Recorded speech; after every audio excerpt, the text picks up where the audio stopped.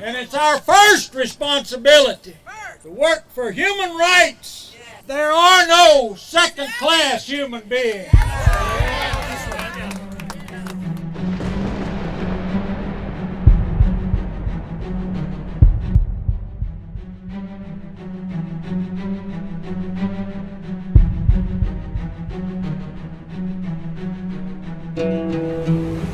We come here today in our vestments because we recognize that we are not merely in a crisis of democracy, but we are literally in a crisis of civilization. And if there's ever a time that the moral voices of this country need to stand up, it is certainly right now.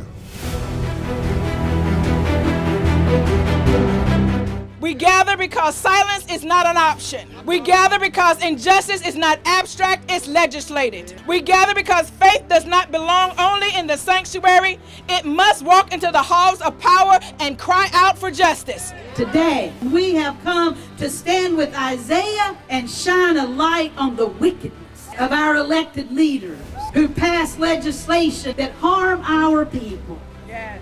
We love this nation, O Lord. But too often, America has chosen greed over compassion, violence over peace, and neglect over care for the poor and the vulnerable. So we demand a reversal of this nation and state-sanctioned harm and a reinvestment in human dignity. And we are called to confront the deep moral contradictions within our nation. We are called to speak up about how we allocate resources and make decisions that impact everyday Americans. We need maybe to help them a little bit figure out what it means to walk in the ways of the poor, to walk in the shoes of people who are in need of health care. My life is not a waste. My life is not fraudulent. Wanting to live a full life is not taking advantage of the system. Struggling just to walk or do daily simple but not so simple tasks. I went to work. I did everything representatives told me to do, and you took my Medicaid away.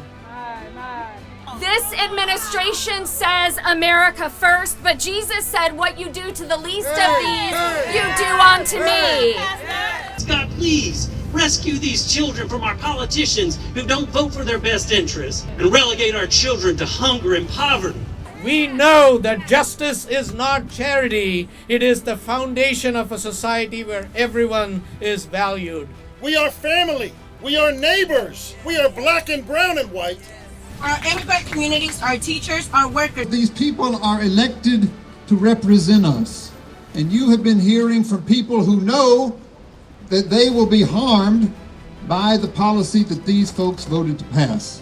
These are government-approved actions that will severely harm and that will expand the already excessive violence being perpetrated against the most vulnerable. They are God's children, and their deaths will be on our hands if we do nothing. WWJD. All these Christians, or what would Muhammad, Allah, Buddha do? You and I together must win the war for our right to live. We need to feed one another. We need to feed with food. We need to feed with love. May our work be holy work, and our cries be heard as prayers. May our actions compel leaders in all three branches of government to recognize that policies that center the 140 million poor and low-income people in this country are also good economic policies that can heal and transform this nation. If there's ever been a time we ought to intensify and embolden our agitation and our moral cry, this is the time. This is the moment. This is the season. We cannot bow. We will not bow. It is your time.